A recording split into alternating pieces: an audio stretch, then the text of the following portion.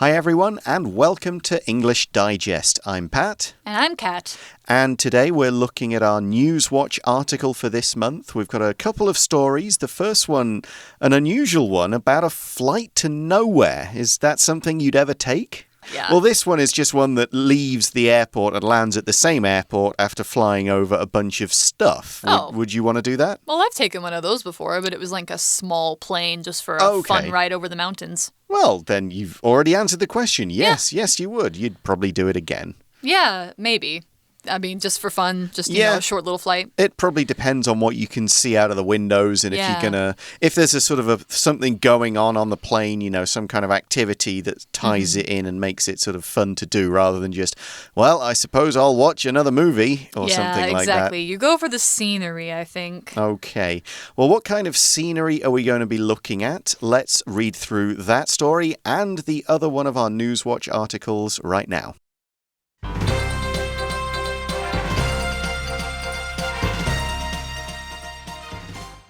Thai Airways offers flight above 99 holy sites in Thailand. COVID-19 has greatly impacted many of the world's industries. Never has the travel and tourism sector suffered from such severe financial hardship. Some airlines are boosting revenue by getting creative with alternative ways to go on vacation. For example, several airlines have introduced a new phenomenon, flights to nowhere.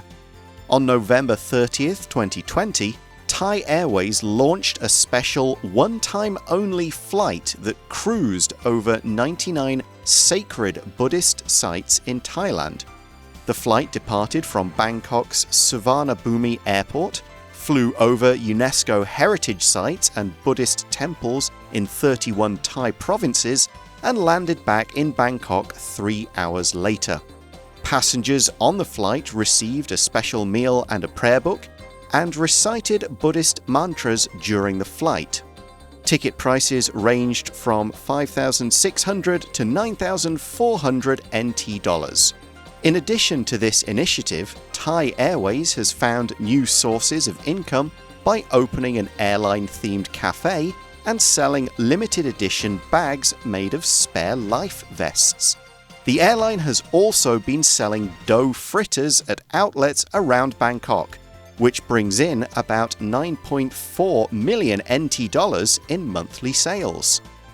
Researchers transform paper into an electronic keypad. Researchers at Purdue University's School of Industrial Engineering in the U.S. have turned a conventional sheet of paper into a simple keypad. The invention was described in the December 2020 issue of the scientific journal Nanoenergy. Most electronic devices we use today are comprised of rigid materials like metal, plastic, and glass. Many researchers around the world are experimenting with paper-based electronics. As paper is low cost, plentiful, flexible, and light, it's not difficult to imagine that this could eventually lead to more affordable electronic products. The Purdue team's device is the first to be powered by the user's touch rather than batteries. It's also the first to have a water and dust-repellent chemical coating. Circuits on the paper detect pressure when a key is tapped, and this generates enough power to send the signal to a nearby computer. In the future, paper electronics could be useful as safety sensors on food packages or to confirm genuine currency. This innovation could lead to interactive paper that we can use like today's electronic touchscreens. All right, so let's take a look at the first of these two stories, the Thai Airlines and its offer of flights above 99 holy sites in Thailand. And of course, this comes because, as we all know, 2020 and early 2021 were a pretty bad time for everybody around the world due to COVID. Travel disappeared, a lot of restaurants folded, hotels closed, all of that kind of stuff. Yeah. Just as the article starts by saying, COVID-19 has greatly impacted or affected many of the world's industries. Yeah, so especially Like you said, food and anything that people generally go out and do together. Yeah. So never has the travel and tourism sector suffered from such severe financial hardship. And that's probably true. Ever since we became able to do air travel and like long ship travel and things like that, it's pretty much been going up for the travel and tourism sector, and they've been just thriving because people love to travel. But now we can't, and that's made it very difficult for them to keep making money. And so, of course, they're going through financial hardship. And we're talking here about the travel and tourism sector. Now, a sector is a word that you would use to describe a group of industries or an industry in particular. So travel and tourism, you could say that they're sort of two different industries, but they're in the same grouping, and you could say that this is a sector. Yeah, it can be used like here as a part of the nation's economy, but a sector could just be a distinct section or portion of something greater. Yeah. Like it's part of the whole. We also started that sentence by using never has. And we can put this kind of inverted sentence into a piece of writing when we want to really focus, in this case, on the fact that this has never happened before. We could say the travel and tourism sector has never suffered from such severe financial hardship. That sentence is absolutely fine. Nothing wrong with it. But by starting the sentence with never has something, and then you put in the verb later on, then you're really emphasizing, you're drawing attention to the fact that this is new. This has never happened before. This is a big change for everybody. So you can find a bit more about that kind of grammar pattern in our magazine, but there's a quick explanation of why we've used it here. Yeah, exactly. So then, what are they trying to do to get over this very severe financial hard time? Well, we see that some airlines are boosting revenue by getting creative with alternative ways to go on vacation. So people still want to travel, and in countries that aren't on lockdown, they can still get out and do stuff. They just can't go to new countries. And sometimes they can't travel outside of their particular area or city. There are other kinds of restrictions. So they've got to get these airlines, the plane companies, they need to boost revenue in other ways rather than just having people buy plane tickets. Yeah, exactly. Your revenue is your income. It's the money that is coming in from selling things, performing services, doing work. We especially use the word revenue rather than income when we're talking about an organization rather than an individual, and also when it's a big amount of money. Your income is what a person makes from a job, but the revenue is what a company makes through all their sales. Yeah, and I would say wouldn't the revenue be this kind of the total that comes in before you think about things like costs and taxes? Absolutely, yes. Yeah, then you're left with profit or loss or whatever. Yeah, exactly. So revenue is the total amount coming in. Yeah. All right. Well, of course, they need to bring in that money so that they can afford to pay for their employees and they can afford to pay for the airplanes that they have to maintain, all of that sort of thing. They can't just, let themselves die. So they have to think of alternative ways to go on vacation. They have to come up with some creative sort of plans.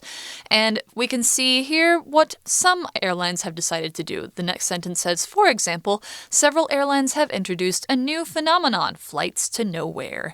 So you kind of said that earlier that, yeah, I've taken a flight to nowhere, but I would say it's more like a scenic flight. Yeah, that's a nicer way to describe it. You go in a plane with usually like bigger windows and you go over a place that's very beautiful, like, oh yeah, I've also taken one over a volcano on Hawaii. Nice. So that's another one. You could feel the heat. It was very, very hot, even way up in the air. I guess here you wouldn't fly so high either. You wouldn't go as high as you would if We're about a kilometer up. Yeah. Okay, I don't know what that is compared to a normal, international flight. I don't know. Well, it was pretty high, but we could still feel the heat. I was amazed by that. That is amazing. Yeah. So what is this flight? We see on November 30th, 2020, Thai Airways launched a special one-time only flight that cruised over 99 sacred Buddhist sites in Thailand. So one time only means this is a one-time deal. They don't plan to do any more, at least not in the immediate future. This is the only plane that's doing it. And it cruised over these sites. To cruise means to go at a speed that doesn't change. You're basically moving at the same speed, and it's usually quite a fast speed or a comfortable speed. You're not really kind of changing direction or stopping stopping and starting a lot. It's a kind of a constant speed that kind of feels easy to maintain. Yeah. I know that when I used to go on road trips in the US, I would use cruise control, which is a feature in your car that you can just turn it on and it'll keep you at the same speed until you hit the brakes. Right, you don't need to keep putting your foot down on the gas. Yep. It's a good way to save gas, actually. So it was cruising over 99 sacred Buddhist sites. And where did it come from? It says the flight departed from Bangkok's Suvarnabhumi airport, flew over UNESCO heritage sites and Buddhist temples in 31 Thai provinces, and landed back in Bangkok 3 hours later. Okay, so it was a 3-hour flight. It went from Bangkok to Bangkok, which is to say it went nowhere. But it also went over 31 different provinces. And a province is what you might see in Thailand. You see them in Canada. They are basically kind of another way to say state. They're a division within a country, usually like a large area of land that includes a bunch of cities, small towns, things like that. So it's... You'd call it a county here in Taiwan and in England as well. China has provinces. Yeah, sometimes China claims Taiwan as one of its provinces, which we all know is, not rubbish. Yeah, exactly. Yeah, there we go. So it's just a way of dividing up a larger bit of land into smaller bits with their own kind of regional government. Exactly. So we see that they weren't just looking at the windows at these places. We find that passengers on the flight received a special meal and a prayer book and recited Buddhist mantras during the flight. So they got a meal, they've got a prayer book, and to read the prayer book, we often use the verb recite. Recite means to say something or chant something kind of over and over again. You can do it by reading out of a book. You often do it from memory. So you would say sometimes that children in school are reciting their vocabulary, words that they've learned. You stand up, you just repeat the same set of words. So it's not quite like giving a talk. You're just saying a small set of words, often more than once. Yeah, exactly. And there's lots of different things you can recite. You can actually recite prayers as well. But mantras are the thing they were doing in this, because that's what you typically recite in Buddhism is mantras. So I think of like the most common one for Buddhists in Taiwan is Amitofo. Yes. That's a mantra. Anything like that or anything that's longer than that, like you could have very different ones depending on what you are thinking in your mind to concentrate on. Yeah, it's usually a word or a sound repeated to aid concentration when you're meditating or praying or in a hymn, something like that. We also use the word mantra for a sort of a slogan or a statement that kind of means something to somebody and it maybe gives them a message or guidance that they follow. For example, I have a tattoo on my leg that reads, "You never know your luck." And that could be described as a kind of mantra that I would follow in terms of something that I always try to remember, a bit of like life advice or words to myself. Yeah, I think my mantra personally is memento mori, memento vivere. Which means? Remember you will die, remember to live. Okay, some good Latin there. So anyway, they were reciting Buddhist mantras because this was a flight over holy sites. It went over temples. It went over maybe sites where holy people were said to have been born or died or did something significant. A lot of different ones. And of course, this was probably significant for them.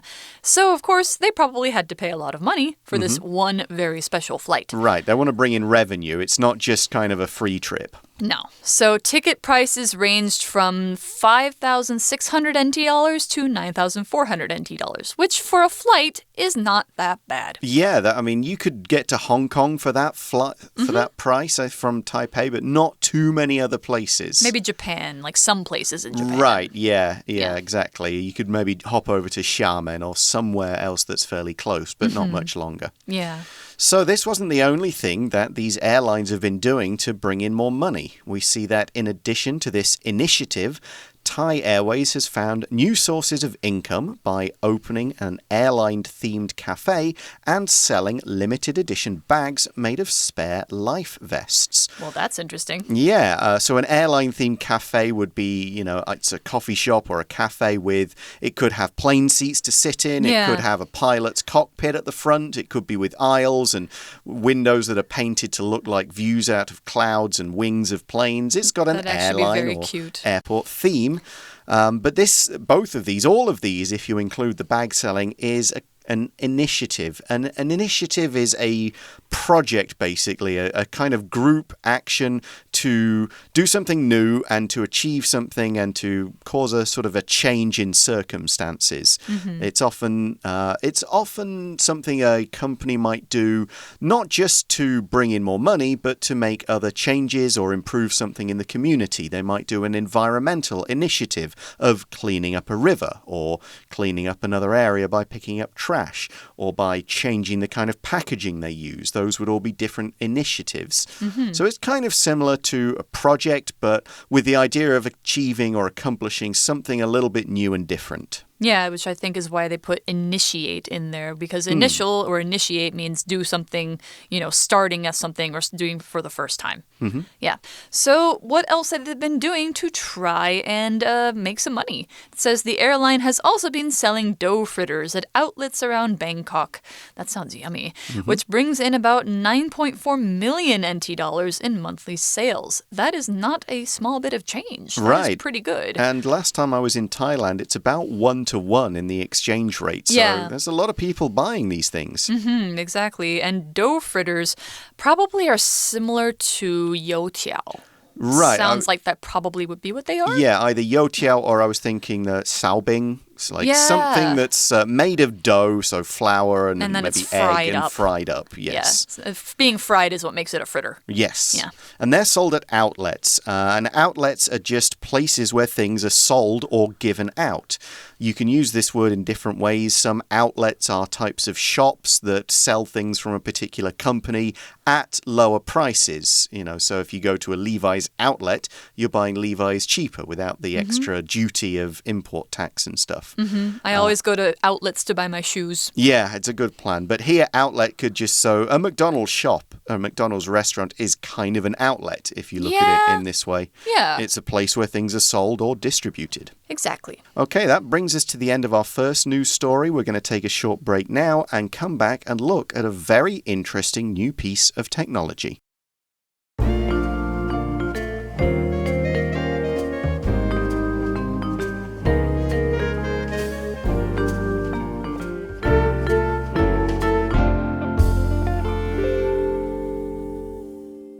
All right, we are back now, and we're on to our second story of our News Watch, which is about an innovation, sort of a new invention that some researchers have come up with. It's paper electronics. And so the title is Researchers Transform Paper into an Electronic Keypad. Now, a keypad, if you couldn't have guessed, is a pad with keys on it. You have... Yeah, no kidding. So you have one on your keyboard on your computer. It's usually the ones with the numbers where it goes 1, 2, 3 across and down. And you'll see these at ATMs to put in your PIN number, things like that. I shouldn't say PIN number because number is part of PIN. Yeah. Anyway, so yes, they turned it into a keypad with numbers and an enter key. Right, and if you're a little older, then you'll remember that phones before smartphones had actual keypads on. What? Yeah, these I'm old enough to know that. little buttons that you press and would often fall off if you hit the same one a lot. You'd rub the numbers off with your thumb. That never happened to me. I had a very old phone. Okay. So researchers at Purdue University's School of Industrial Engineering in the US have turned a conventional sheet of paper into a simple keypad. So conventional just means normal. There's nothing special about it. This is just a piece of paper, like the one I'm holding now.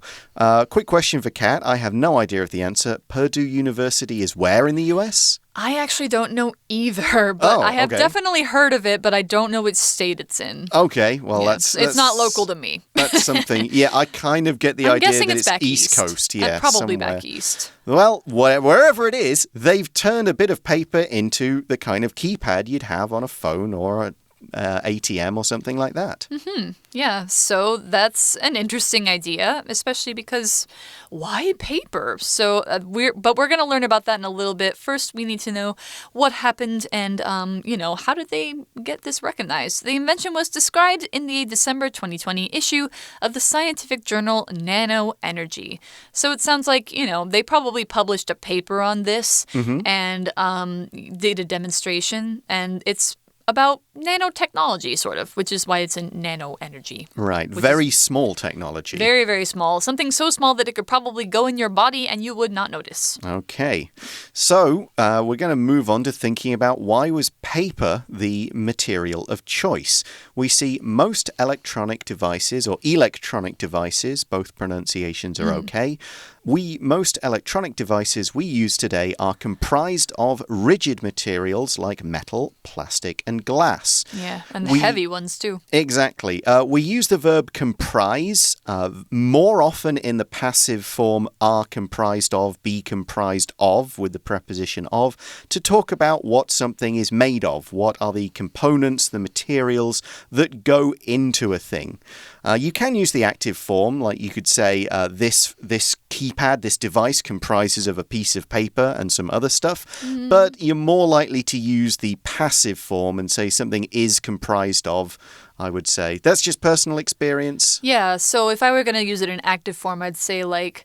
the jury comprises of 12 people? No, the opposite. You'd say the opposite, still passive. I would say this monitor, the keyboard, and the CPU comprise my computer setup. Ah, so that'd be without the of. Okay, so you put the constituents, the components first. Yes. Comprise the total. Yes, exactly. So it's like this plus this plus this equals this. Equals this, whereas if you use passive, it's this, make this. Right. Okay. Yeah. Well, whatever it is, it's rigid materials. Yeah, exactly. So rigid here, I already said that these are kind of heavy. It's true. Like paper is much lighter than metal, plastic, or glass. But rigid also means they are hard and immovable. They are not flexible. You can't tear them. You can't bend them easily. If you try and bend something that's metal, like probably maybe with enough effort you could bend it, it might break. Glass would definitely break. Plastic probably will break. Yes. So there's, things that you can't move around. And you think about computers that are made of these things, you can't make them any smaller, and you can't take them in your pocket with you to go somewhere. Yeah. Yeah, and of course, they're not always environmentally friendly. Yeah, we of course. see in the next part that many researchers around the world are experimenting with paper-based electronics or electronics. So people are going, well, how can we use something like paper or, which is recyclable and all the rest? How can we use that in our technology rather than having to make stuff? We've already got plenty of plastic in the world. Yeah, we don't need more. Exactly. So paper might be a way out, an alternative. Exactly. And it's, of course, could be grown with trees. Can you imagine trees growing your computer? That would be nice. So why paper? It says, as paper is low cost, plentiful, flexible, and light, it's not difficult to imagine that this could eventually lead to more affordable electronic products. So we have 4 advantages here. Low cost, it is not expensive. Plentiful, there's a lot of it, and it's really easy to get more of. Flexible, that's the opposite of rigid, so it means it can be bent, it can be folded. You could probably take your computer keyboard and put it into your pocket and unfold it later and use it again. And light, it is not heavy. So it's not difficult to imagine that probably if paper, being all these things, could be used to make electronic products, that they would be more affordable. They would be cheaper. They would not cost nearly as much as the probably, several hundred US dollar PlayStation 5s and computers that we have to buy now. Affordability is also good for the environmental aspect because sometimes you build an environmentally friendly thing and it's more expensive. So people I would like to, but I just can't afford it. But having a cheaper one is going to swing it the other way. Exactly. And, a lot of the times people who are environmentally friendly are only environmentally friendly because they can afford to be. Yeah. So let's learn more about this device. We see the Purdue team's device is the first to be powered by the user's touch rather than batteries. So either the chemicals or the energy or the heat or whatever it is in people's hands, as soon as we touch this thing, it'll turn on. It's not waiting for us to press the battery button. It doesn't have to be connected into the wall or anything. It is basically just powered by humans. That's pretty cool. There are some watches like that, so I can kind of see where they're going going with that technology. Yeah, exactly. And we do give off electrical signals every time we touch something. So I think, if that's enough to power it, then that's great. So there's another advantage to it too. It's also the first to have a water and dust repellent chemical coating. Of course, if you leave a paper out on your desk for a long time, you'll notice that after a while it gets dusty. And if you spill some water on it, well, bye-bye to that paper. But this one is not the case because it's got a chemical coating that is water and dust repellent. Something that repels or is repellent means that it kind of shakes off whatever it is that's trying to get on it. So if you spill water on it, the water will just drip off. It won't make the paper wet. It won't soak in. And it will also help to keep it free of dust. It repels water and dust, means it kind of makes it bounce off. So here's a bit more. Circuits on the paper detect pressure when a key is tapped, and this generates enough power to send the signal to a nearby computer. So there's more about why it doesn't need batteries. A circuit is an electronic set of connections between different components that passes electricity and power around basically a circuit, a loop, a set with a start and a finish. And when that circuit is triggered, it stays on and, lights up or does something, it takes an action. You need circuits in pretty much any kind of electronic stuff. You look inside a computer or a light bulb, there's some kind of circuit going on. Yeah, it'll usually be wires that are hooked up to batteries and power sources or things like that. This is probably, I would guess, it's a paper-based circuit, but it has to conduct electricity somehow. So maybe there's small bits of metal. Probably, yes. There's a good chance. But it generates power when you tap a key. So to generate means to come up with something, which could be more broadly, you could say I'm generating ideas, which means my brain is kind of going and I'm coming up with ideas.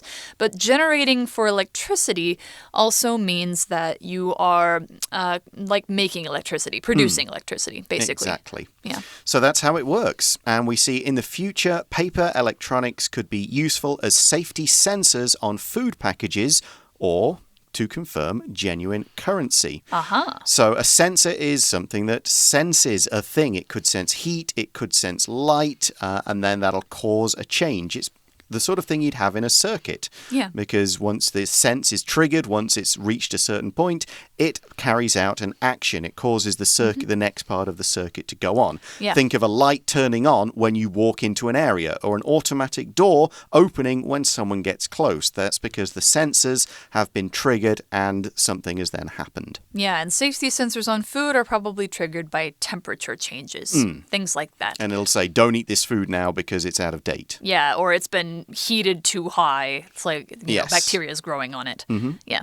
So this innovation could lead to interactive paper that we can use like today's electronic touch screens. That would be pretty cool. Right, so you could almost have a Kindle on real paper with all the different books in it. Oh, book lovers would love that. That would be pretty sweet. Yeah, I would go with that. If this comes out, I'll definitely take a look at it. But that's all the time we have for today. Thanks for listening, everybody, for English Digest. I'm Pat. And I'm Kat. Talk to you again soon. Bye. Bye-bye.